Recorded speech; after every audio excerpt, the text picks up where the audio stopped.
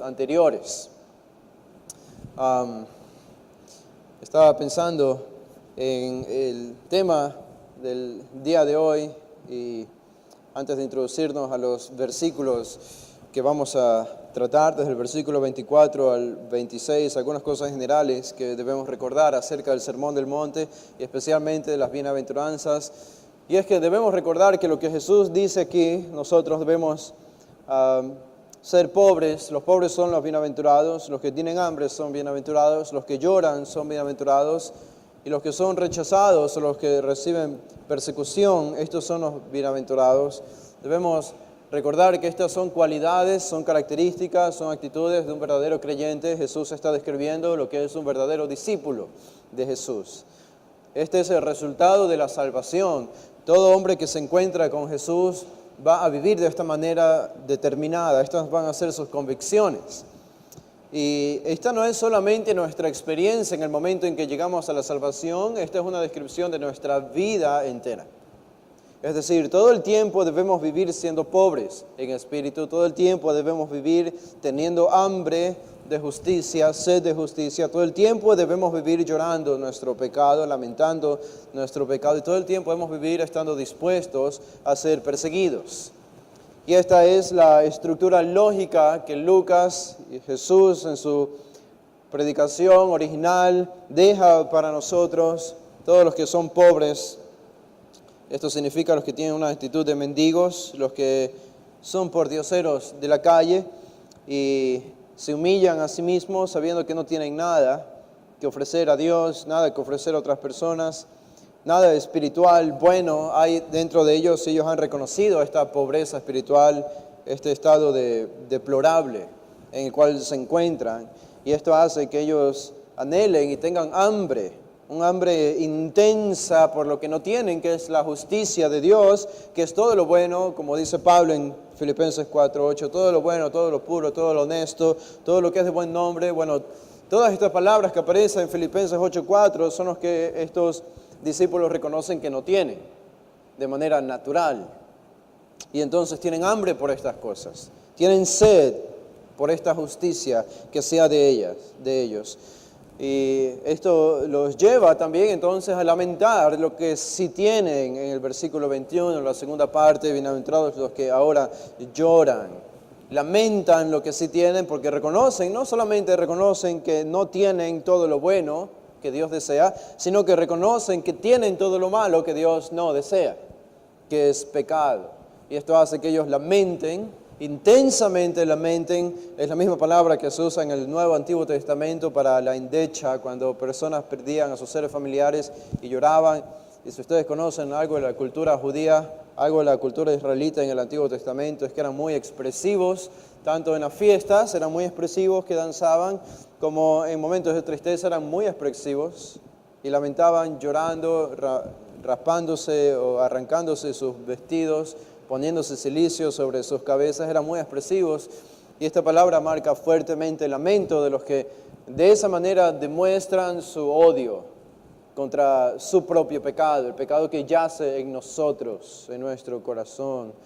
Y el resultado de eso en el versículo 22 y versículo 23, hablamos de esto la semana pasada, es la persecución en diferentes niveles. Los van a odiar, los van a apartar de sí, los van a vituperar, los van a desechar. Jesús habló ampliamente acerca de esto en los evangelios y el libro de los Hechos es ilustraciones acerca de la persecución de los judíos o de los gentiles a los discípulos de Jesús. Y Jesús prometió esto. Jesús prometió que debíamos, y esto es lo que iba a ocurrir, a suceder con nosotros. Entonces, aquí en un sentido Jesús está reconociendo que hay una sola manera de vivir correctamente. Hay un solo camino por el cual nosotros podemos transitar, que es el aceptado por Dios.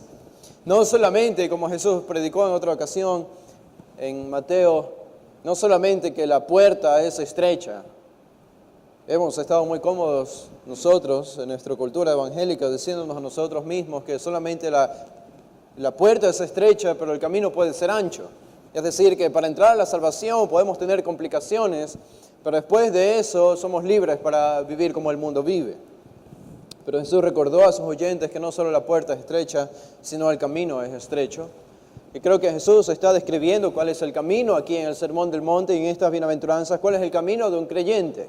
Cómo debe ser nuestro estilo de vida. Nuestro estilo de vida no solo el momento de ser salvos, sino hasta que Cristo regrese por nosotros. Debemos vivir siendo pobres en espíritu todos los días. Debemos vivir teniendo hambre y sed de justicia, las cosas que no tenemos naturalmente. Debemos vivir lamentando nuestro pecado con el cual ofendemos a Dios.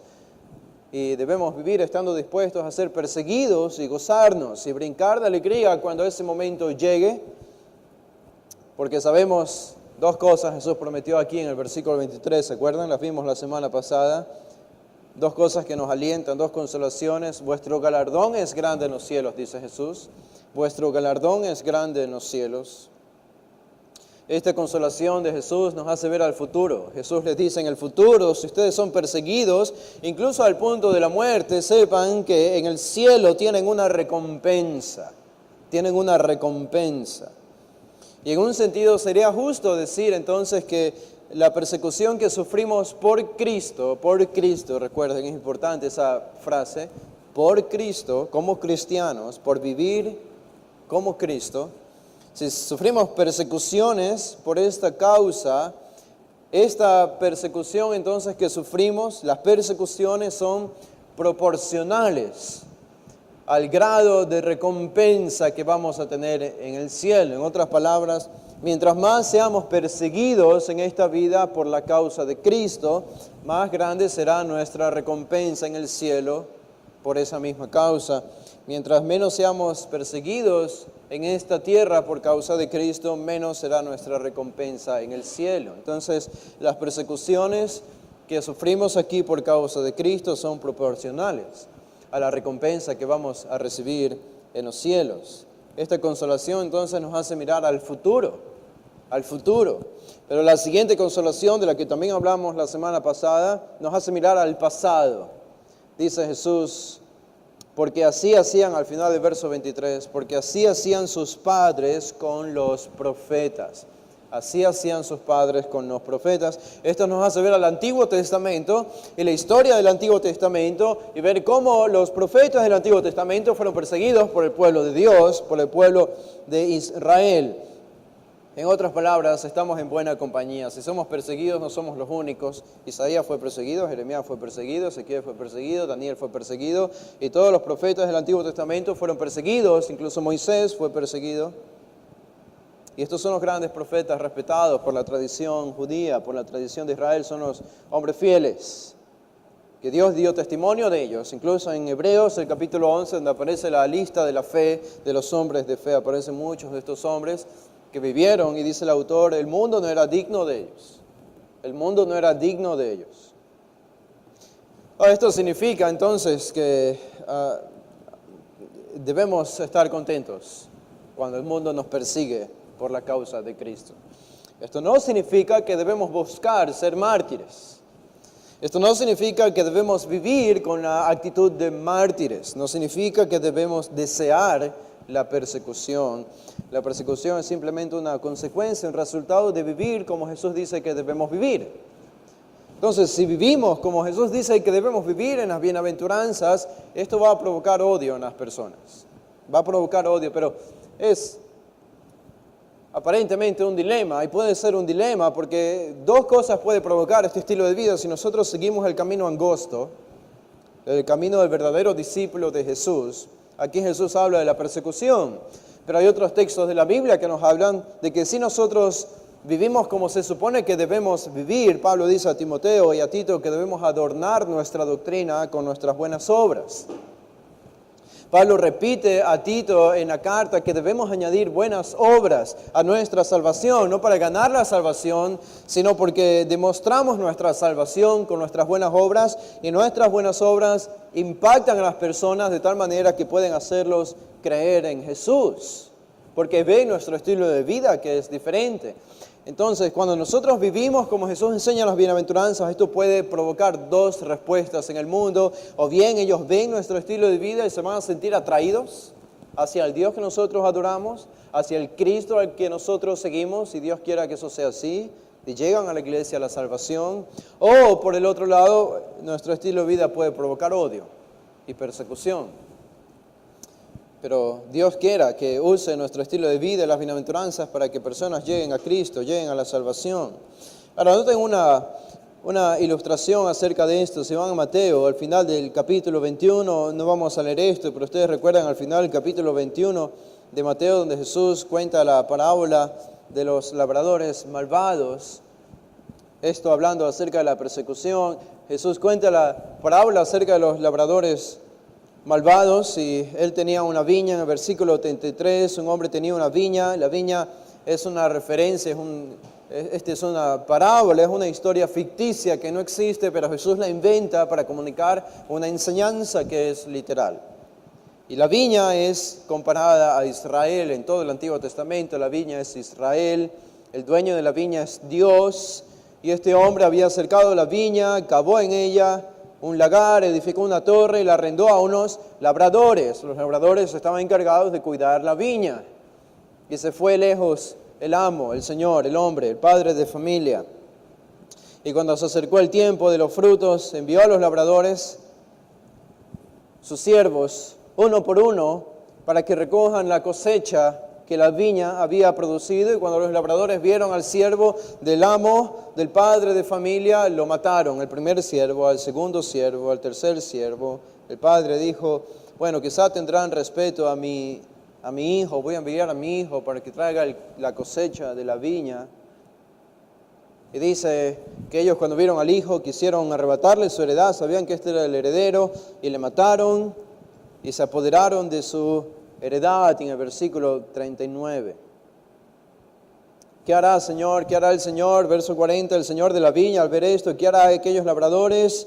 Le dijeron: a los malos destruirá sin misericordia y arrendará su viña a otros labradores que le paguen el fruto a su tiempo. Esto es lo que va a hacer Jesús para juzgar a estas personas. Y esta es una figura, es una metáfora, es una parábola acerca de la historia de Israel. Aquí resumido tenemos toda la historia del Antiguo Testamento. Cuando Dios envió en el Antiguo Testamento sus profetas para predicar arrepentimiento a su pueblo Israel, que es la viña.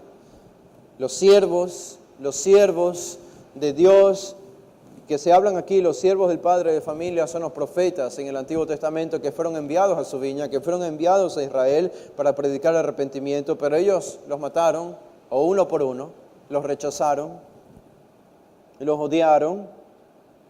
Y al final dice: enviaría a mi hijo. Esto no había ocurrido cuando Jesús cuenta aquí, por lo menos no en la historia final, pero esta es una referencia a Jesús mismo, cuando Jesús envía al hijo, diciendo: quizá tendrán respeto por mi hijo. Y nosotros sabemos cómo terminó la historia. Mataron a Jesús y lo crucificaron en una cruz. Esta es la historia del Antiguo Testamento, de la que Jesús recuerda a sus discípulos en el Sermón del Monte, en Lucas 6.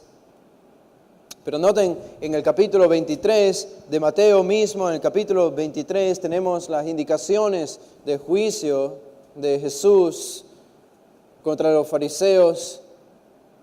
En el versículo 31, verso 31, dice Mateo 23, 31, así, dice Jesús, que dais testimonio contra vosotros mismos de que sois hijos de aquellos que mataron a los profetas. Les dice Jesús a los fariseos: vosotros también llenad la medida de vuestros padres.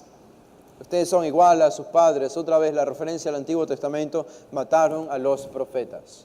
Ustedes mataron a los profetas. Es lo que Jesús está diciendo en el Sermón del Monte, en Lucas 6, 22 y 23. Y esto es lo que debemos recordar: mataron a los profetas. Pero estamos en buena compañía. Estamos en buena compañía si eso ocurre. Y eso da consolación a nuestro corazón, da paz a nuestro corazón. Bueno, esto provoca, regresando a Lucas 6, esto va a provocar la siguiente sección en estas bienaventuranzas de Jesús. Y esta siguiente sección trata acerca del destino de los que no son sus discípulos, el destino de los réprobos, el destino de los que no son convertidos, el destino de los que no quieren vivir según las bienaventuranzas que Jesús ha enseñado aquí. ¿Cuál será el destino de ellos? Y recuerden ustedes que todo el Sermón del Monte, y especialmente estas bienaventuranzas, son una antítesis son contradictorias al pensamiento del mundo, son opuestas a cómo el mundo razona acerca de lo que es bueno y acerca de lo que es malo.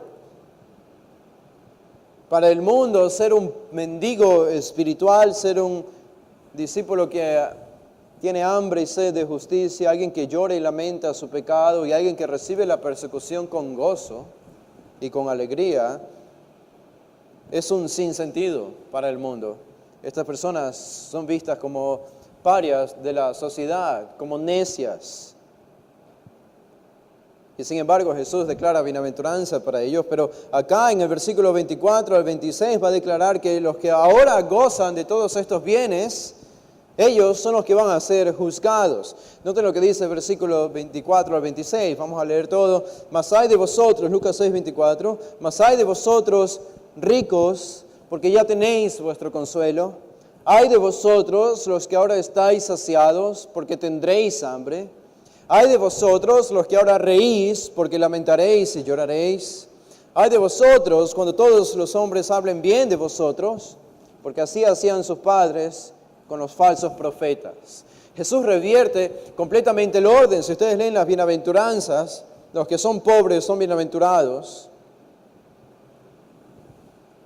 Pero en el versículo 24, los que son ricos ahora van a sufrir, ya tienen su consuelo. Ahora recuerden, Jesús no está hablando de riqueza económica.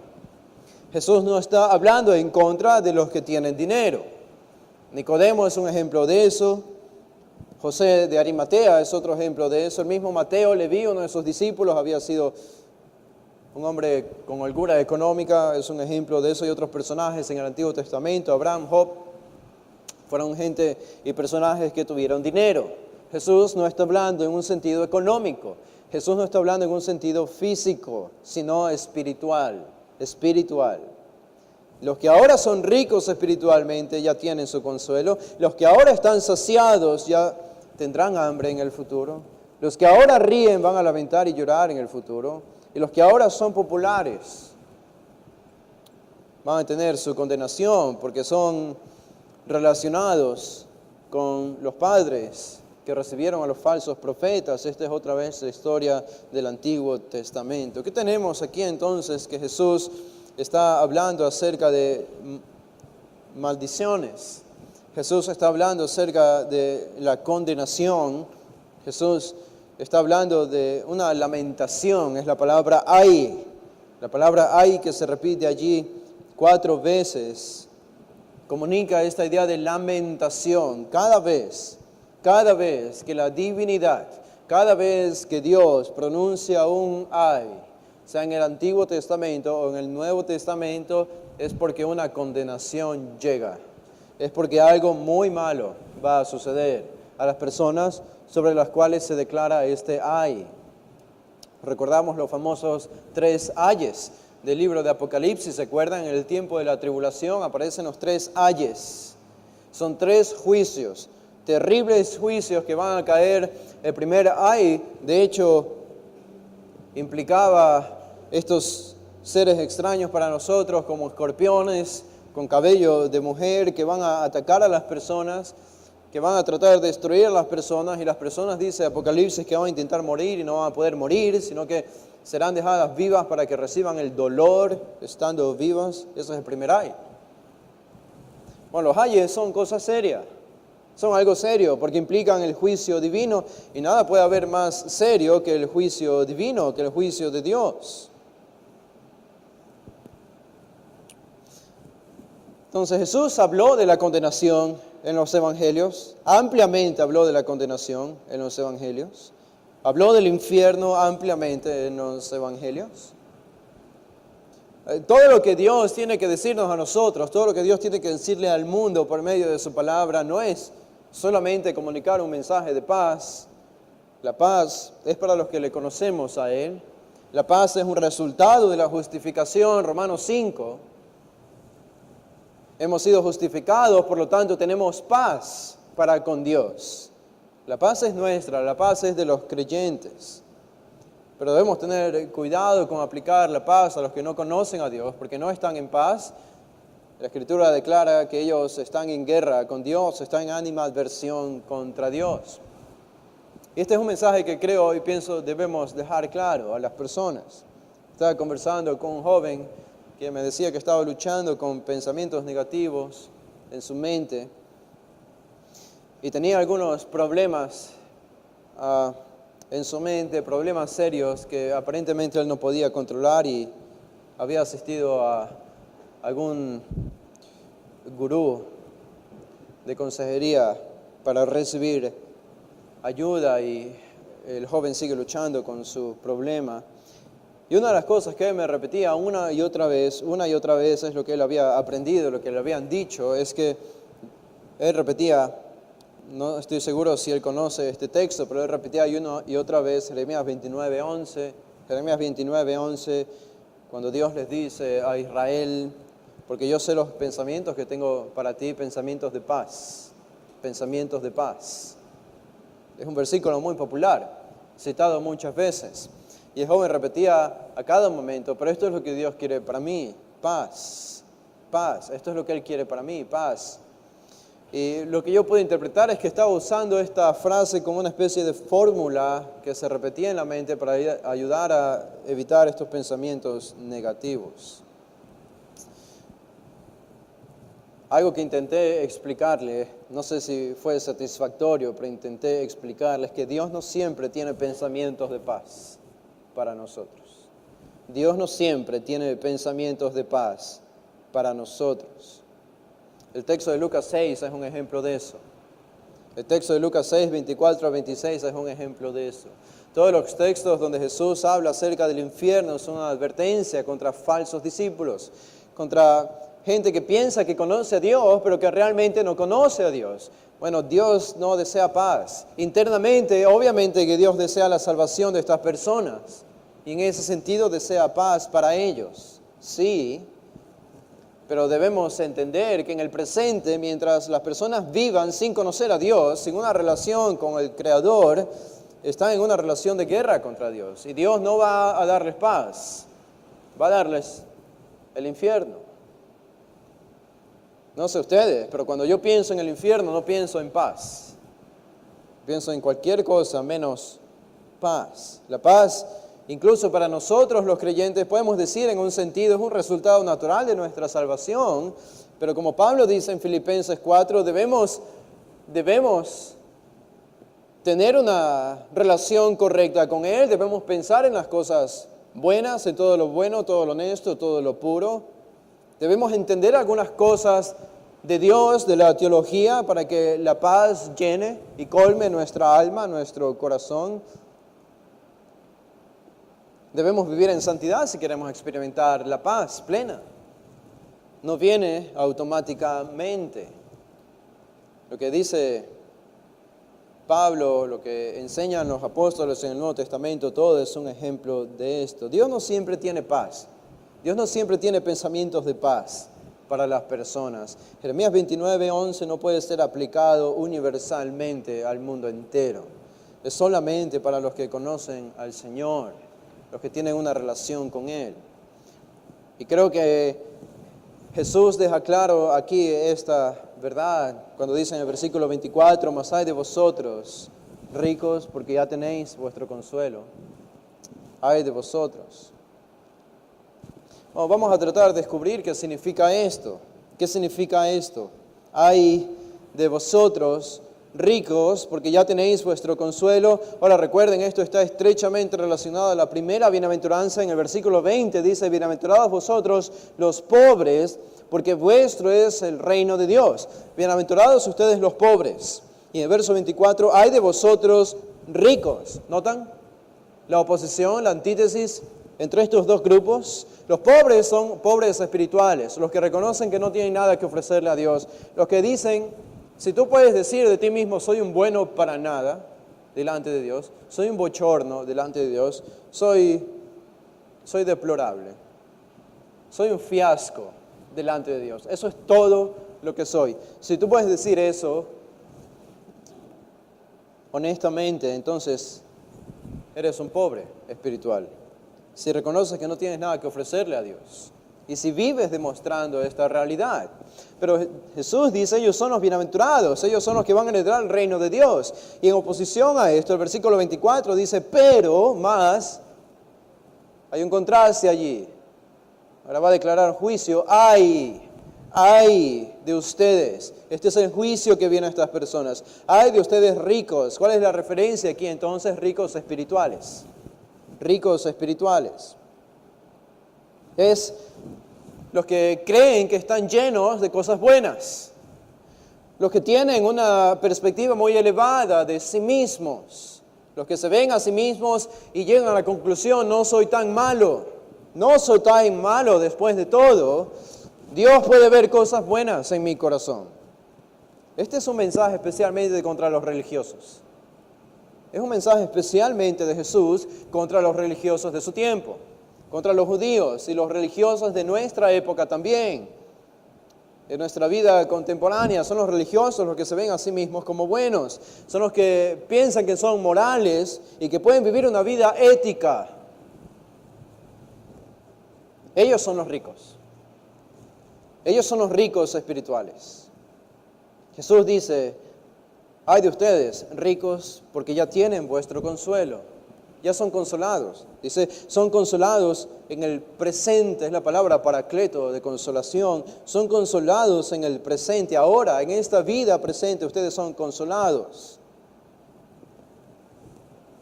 Claro, estas personas religiosas de alguna manera han fabricado un estilo de vida ficticio, mentiroso, hipócrita, de tal manera que hace que otros alaben su forma de actuar, su forma de hablar, su forma de pensar. Y en ese sentido están recibiendo consuelo. Es decir, logran lo que ellos tanto desean, recibir alabanza, recibir adoración de parte de otras personas, recibir reconocimiento de parte de otras personas. Ya están siendo consolados en el presente. Tienen lo que quieren, pero ay de ustedes porque no saben lo que les espera. Creo que nosotros como creyentes erróneamente podemos llegar a pecar a veces de ver más en nosotros de lo que realmente somos. A esto se le llama orgullo, el famoso pecado del orgullo. Nosotros no estamos sujetos como hijos de Dios a la perdición, no vamos a perder la salvación, pero debemos entender en un mundo en el que vivimos el día de hoy, un mundo que acepta el pecado. Estaba leyendo acerca de que nuestra cultura acepta la idea del infierno. Jesús está hablando del infierno sin mencionarlo aquí, pero está hablando del infierno. El hecho de que pronuncie ay es una referencia al juicio divino, aunque no utilice la palabra infierno, Gehenna, que aparece en el Nuevo Testamento. Y nuestra cultura ha aceptado la idea del infierno. Nuestra cultura, pienso yo, la gran mayoría del porcentaje de la población de nuestro país acepta la idea de que existe un infierno. Muy pocos serían los ateos que niegan esto, por lo menos en nuestro país. Y todos han llegado a aceptar la idea de que hay un infierno y hay un cielo, y sin embargo han vivido la vida de tal manera, sea fuera de la iglesia o sea dentro de la iglesia, sea incluso la iglesia evangélica o de cualquier otra religión, pero se han acostumbrado a aceptar prácticas que son pecaminosas. El día de hoy, entonces, para muchos la homosexualidad ya no es un pecado, pero la pedofilia sí es un pecado para nuestra sociedad. La pedofilia sí, pero la homosexualidad ya no. Esto antes era inconcebible. Entonces podemos pecar con otros tipos de pecado que no se asemejan al homicidio, al asesinato o a la pedofilia. Entonces el orgullo, el chisme, el egoísmo, la soberbia, la arrogancia, la mentira, la lujuria. Estos son pecados aceptados por la sociedad. Estos son pecados aceptados por nuestra cultura. Son pecados aceptados en la iglesia.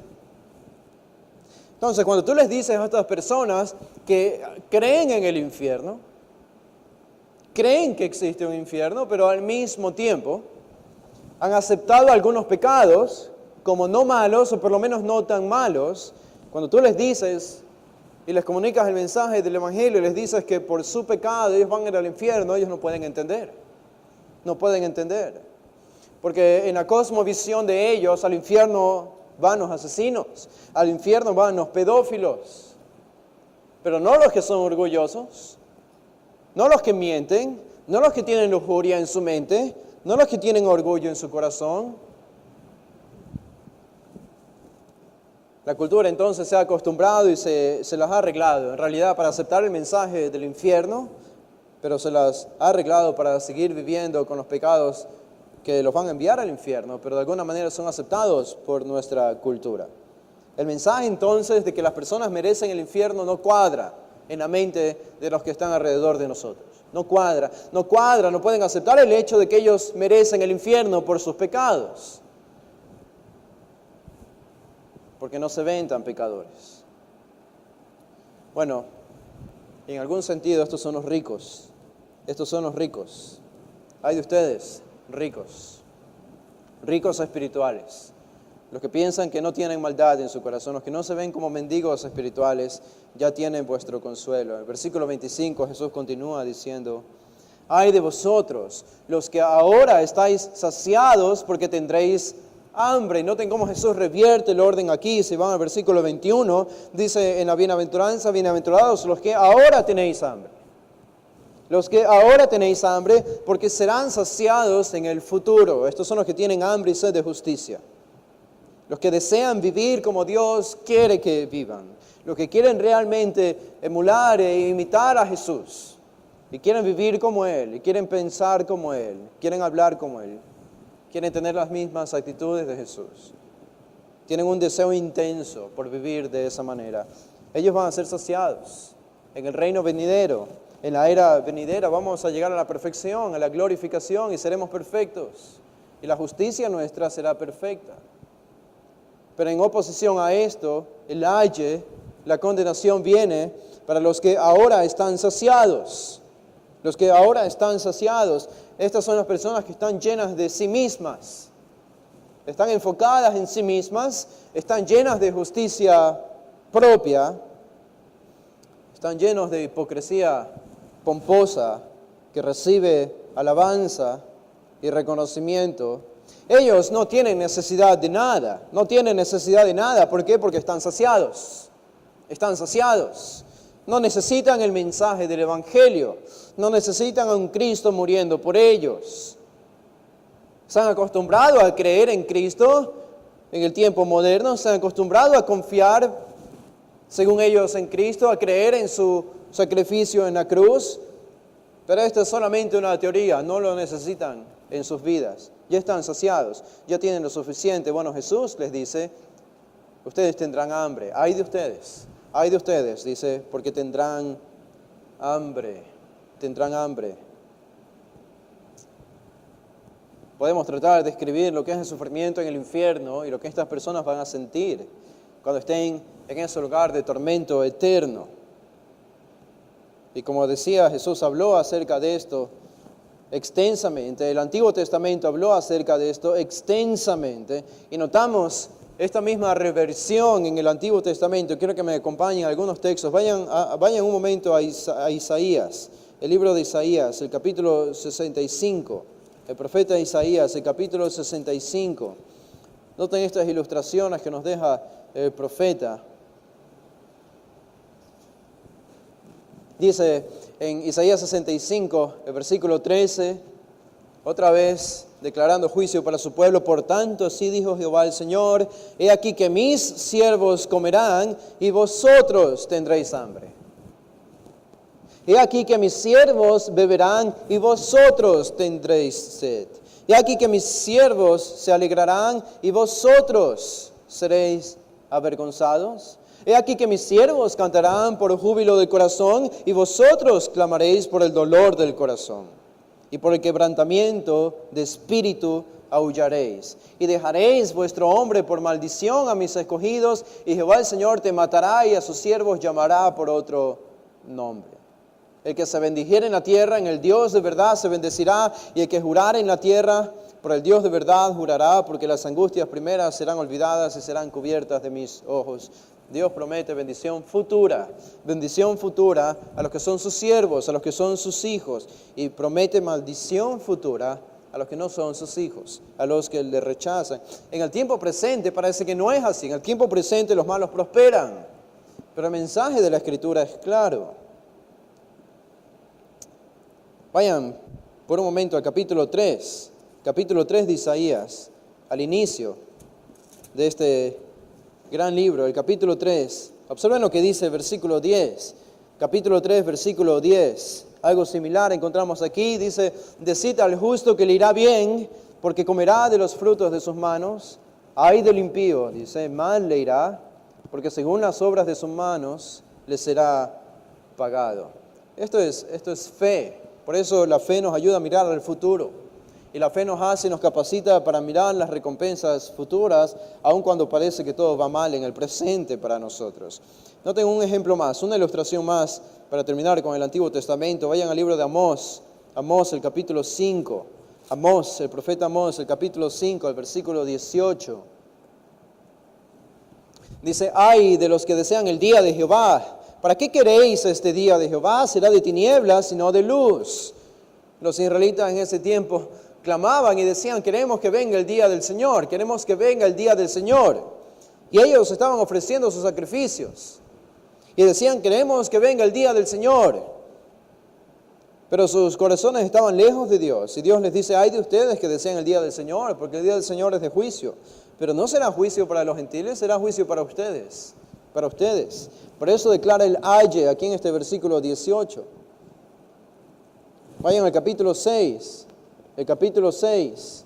Dice el versículo 1. Noten el versículo 1. Dice, ay, otra vez, juicio. Ay de los reposados en Sión y de los confiados en el monte de Samaria, los notables y principales entre las naciones, a los cuales acude la casa de Israel. Estos son los respetados, estos son los ricos en espíritu.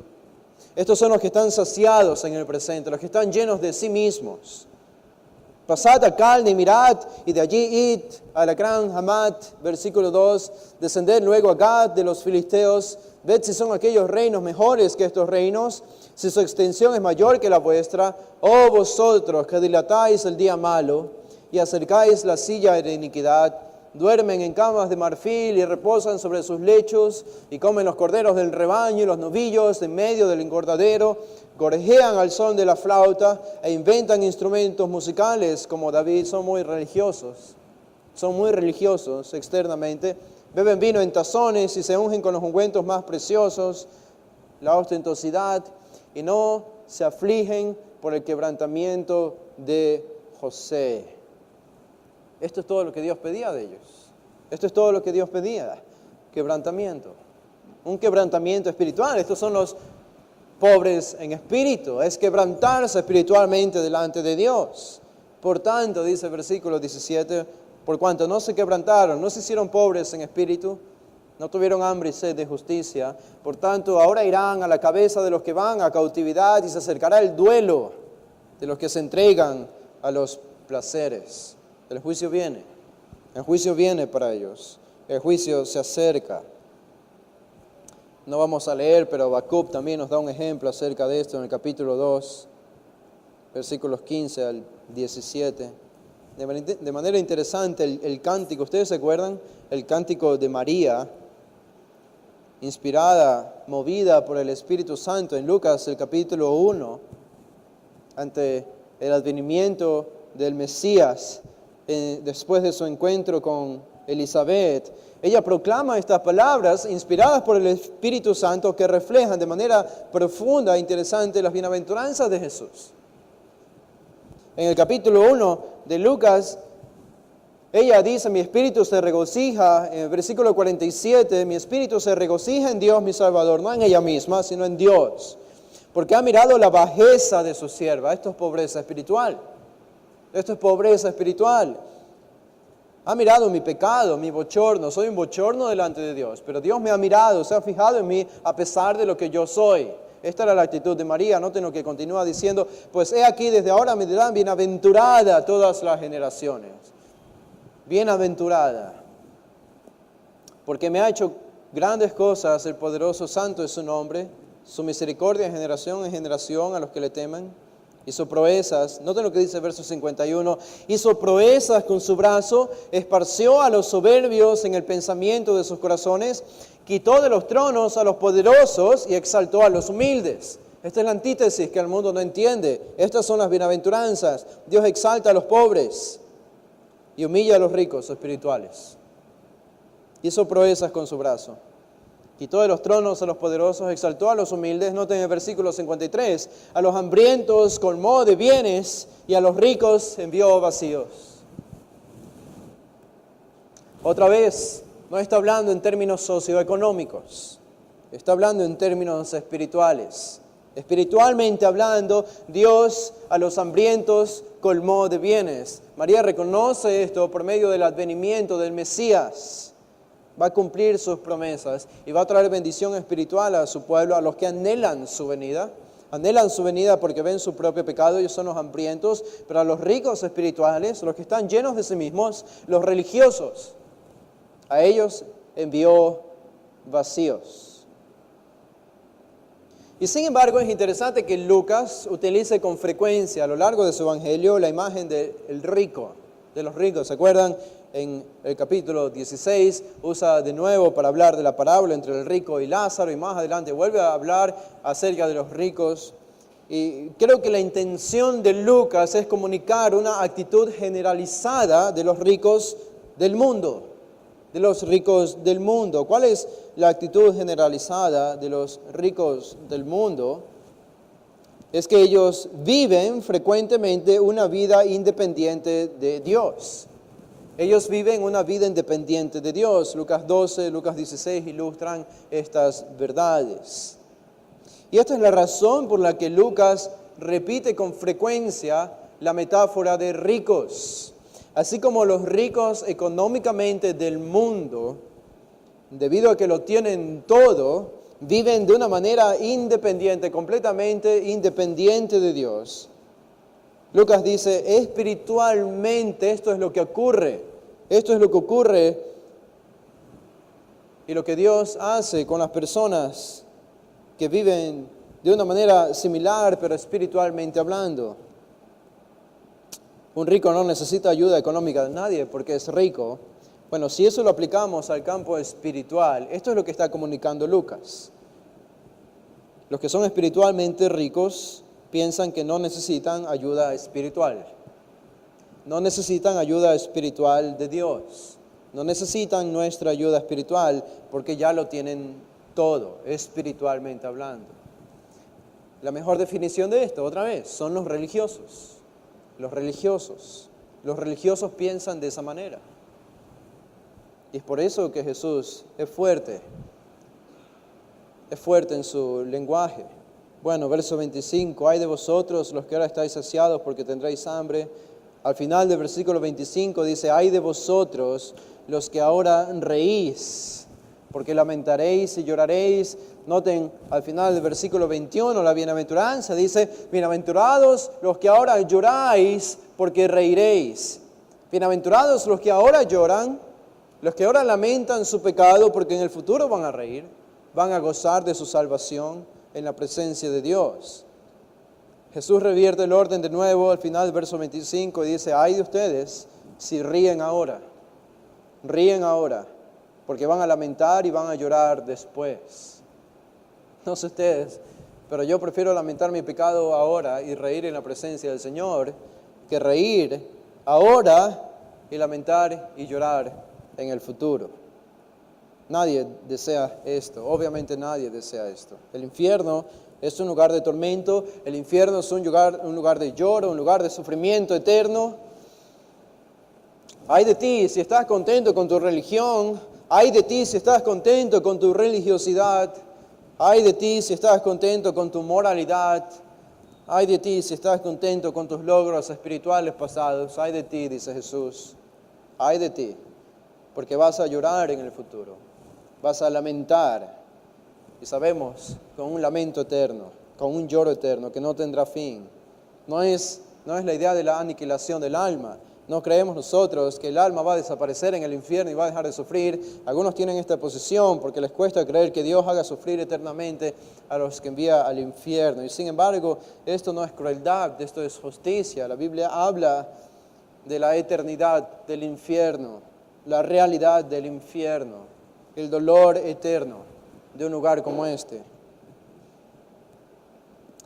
y está reservado para los que ríen en el presente.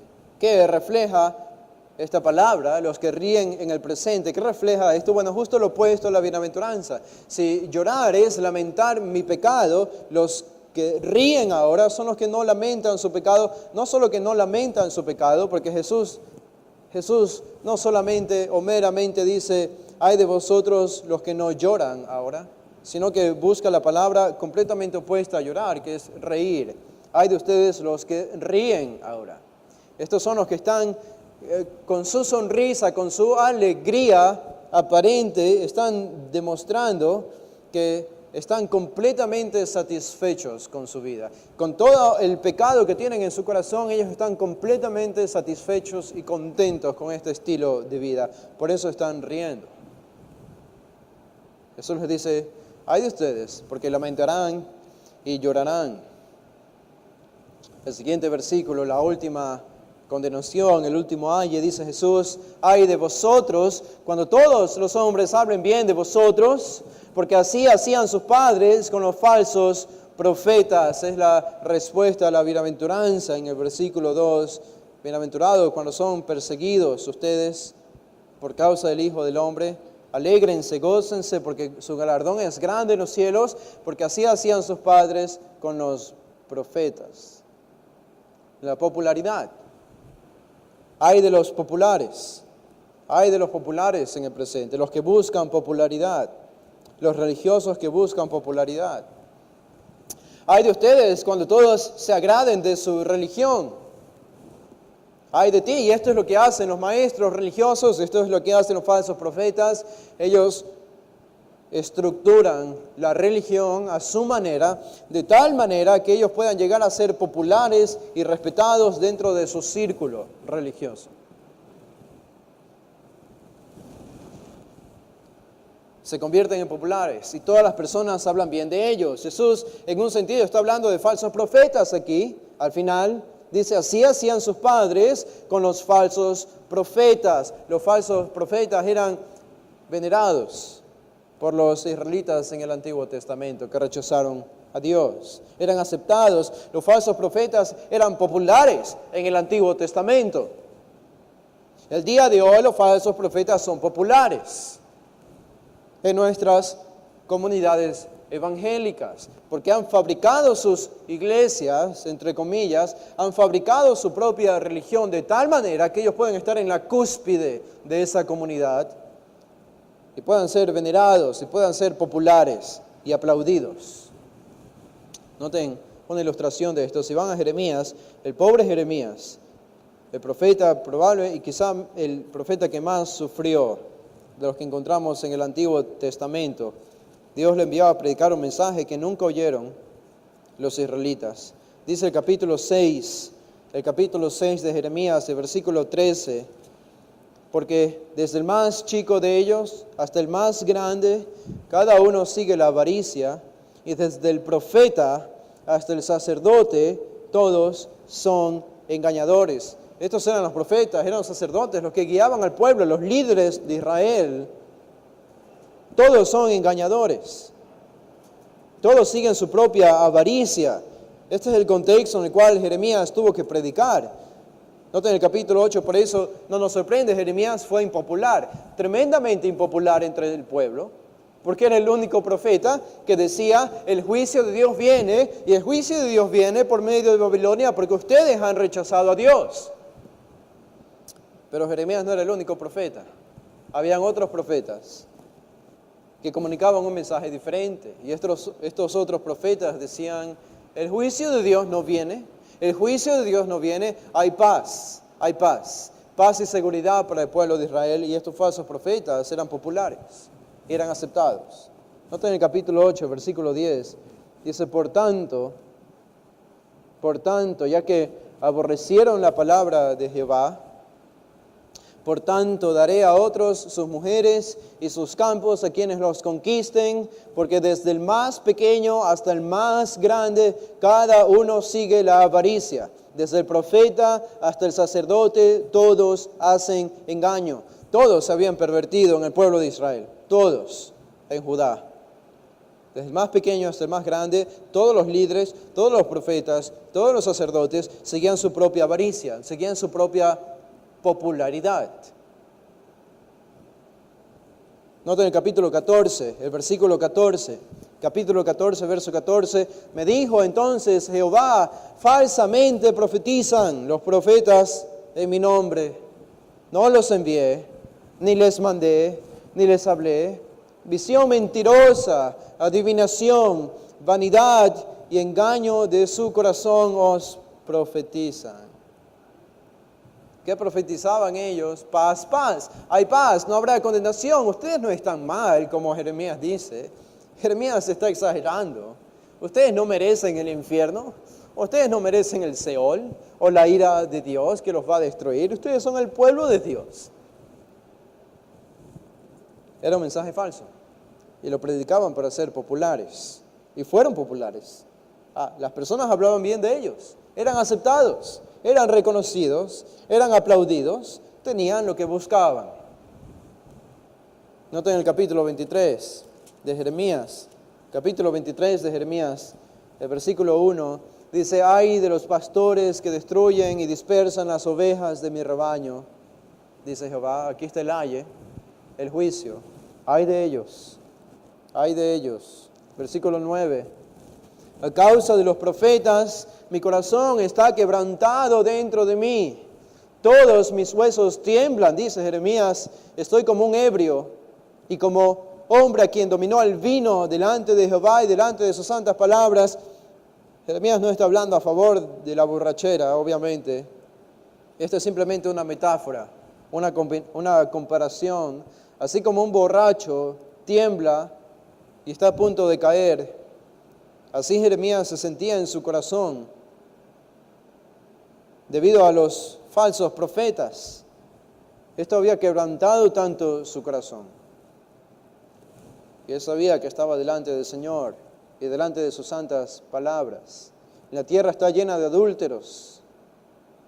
Noten el versículo 15. El versículo 15, por tanto, así ha dicho Jehová de los ejércitos contra aquellos profetas.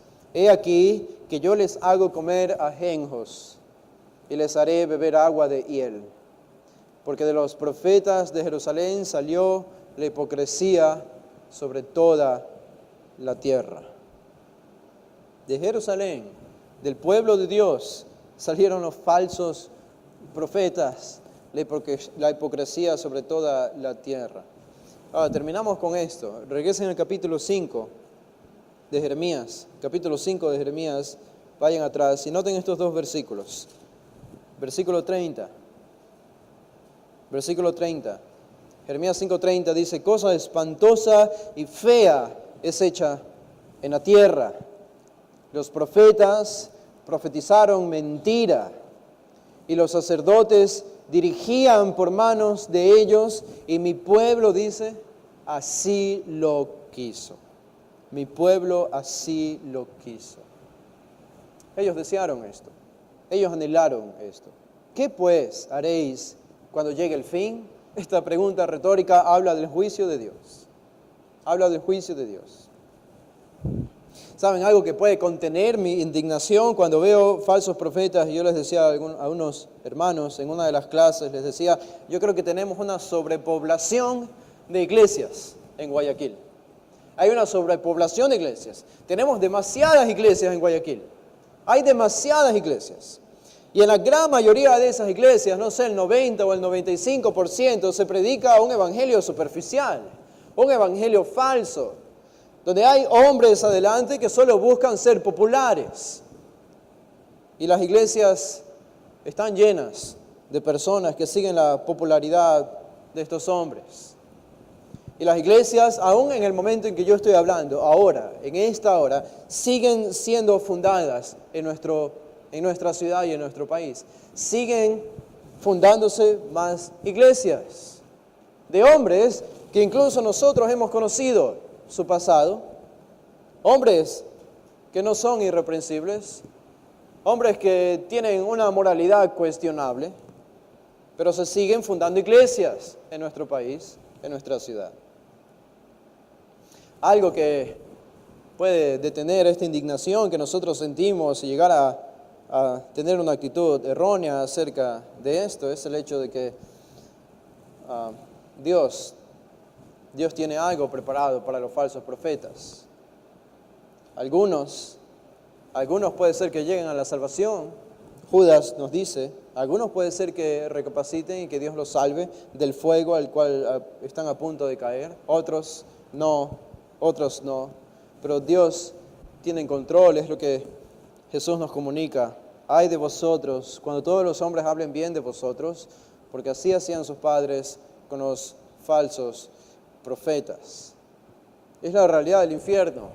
El infierno espera a las personas que están dentro de estos 4 ayes. Y algo que debemos entender es que si a ti te caracteriza una bienaventuranza, entonces tiene que caracterizarte el resto de las bienaventuranzas. No podemos tener la actitud o el enfoque de que yo soy bueno para ser un pobre en espíritu, pero no soy tan bueno para tener hambre y sed de justicia. No es esa la idea de las bienaventuranzas. Todas estas bienaventuranzas deben describir una sola persona. Son diferentes características, pero que nos definen enteramente. O soy todo lo que dicen estas bienaventuranzas, o no soy ninguna de lo que dicen estas bienaventuranzas. Y lo mismo es con los ayes. Los ayes no hablan de 4 personas distintas o 4 clases de personas distintas. Es solo un grupo de personas que se está describiendo en estos 4 ayes, simplemente de manera distinta, de manera diferente. Nosotros entonces predicamos el Evangelio con la esperanza de que Dios salve a personas y las personas que son salvas por medio del Evangelio comiencen a vivir las bienaventuranzas. Es la única manera. Tenemos que conocer primero al benefactor, después de recibir las bendiciones del benefactor. Tenemos que tener una relación con Cristo antes de poder gozar de la bendición de las bienaventuranzas en nuestra propia vida. Vamos predicando el Evangelio, y para predicar el Evangelio tenemos que hacer como Jesús, tenemos que predicar acerca del infierno. Y tenemos que decirles a las personas que van a ir al infierno si no se arrepienten. Tenemos que advertirles. Es un mensaje duro de predicar, pero Jesús fue un predicador del infierno. Juan fue un predicador del infierno. Los apóstoles fueron predicadores del infierno. Nosotros tenemos que ser predicadores del infierno.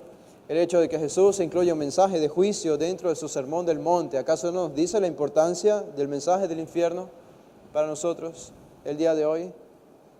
Él advierte, y al final del sermón del monte de nuevo advierte acerca del infierno a todos los que le estaban oyendo, a los que estaban escuchando, a toda su audiencia mixta que estaba allí. Predicamos entonces no como un hombre decía, yo no espero por levantarme al siguiente día, no puedo esperar por irme a dormir, levantarme al siguiente día y a la primera persona con la que me encuentre decirle, tú te irás al infierno. Esa no es nuestra actitud.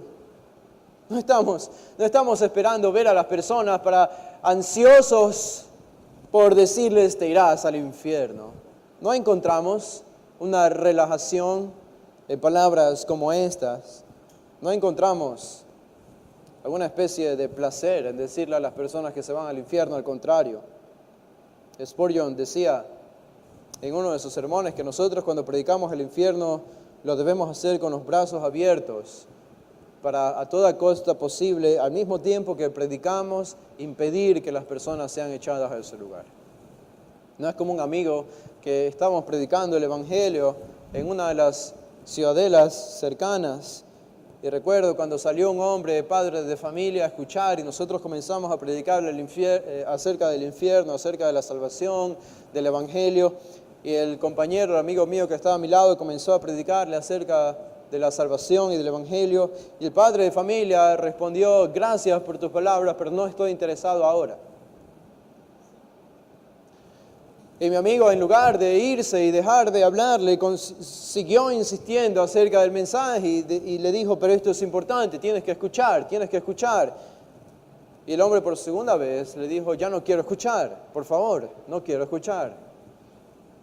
Y él siguió insistiendo una tercera vez, una cuarta vez, hasta que yo tuve que intervenir literalmente, le tuve que decir, es suficiente, él no quiere escuchar. Él no quiere oír. No podemos obligarle a recibir el mensaje del Evangelio. Predicamos el Evangelio a los que quieren oír el Evangelio, a los que Dios toca sus corazones.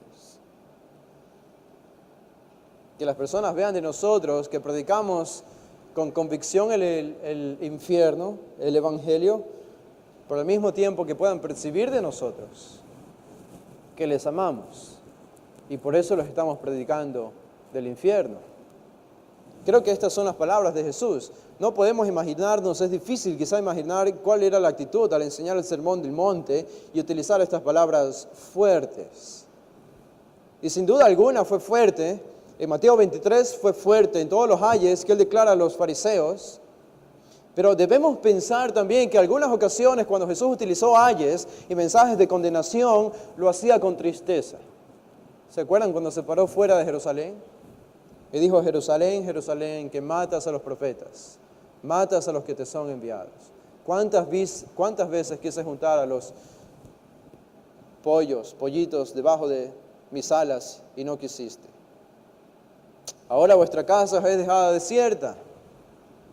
Es decir, ahora les abandono a la ira de Dios, al fuego divino. Pero Jesús lo dijo con palabras y con un sentimiento de lamentación, porque Él sabía lo que les esperaba. Y creo que el hecho, para terminar, de que la Biblia de que Dios utilice los ayes con frecuencia, tanto en el Antiguo como en el Nuevo Testamento, implica el hecho de que solamente Él sabe lo que estas personas van a sufrir. Y Dios lo hace con convicción, a veces lo hace con fuerza, pero también lo hace con lamentación y con tristeza. Que esa sea nuestra manera de predicar. Vamos a hacer una oración para terminar. Padre, te damos gracias, Señor, por lo que nos muestran estas bienaventuranzas y también estos ayes de Jesús a los discípulos que le estaban escuchando, los verdaderos discípulos y los falsos discípulos también. Esta era una advertencia para todos, una advertencia a examinar sus corazones. Señor, ten piedad de las personas que piensan que entienden el Evangelio, pero que no lo entienden. Como este joven con el que conversaba, cuando le hablé del Evangelio, pensaba que entendía el Evangelio. Incluso me dijo que él entendía el Evangelio, me dijo: yo creo en el Evangelio, yo entiendo el Evangelio. Pero tú sabes mejor, Señor, y por las palabras que usó era claro que no entendía el Evangelio. Úsanos a nosotros, Señor, para comunicar este mensaje divino de juicio, de infierno. Y pon en nosotros la pasión para hacerlo. Pon en nosotros la tristeza divina. Pon en nosotros el lamento divino para hacerlo de tal manera que ellos puedan también percibir nuestro amor y no solo nuestra condenación, pero que nuestro mensaje sea firme y que sea con convicción. Examina nuestros corazones, Señor, aún de los hermanos, aún de todos los que están aquí presentes. Que examinen sus corazones.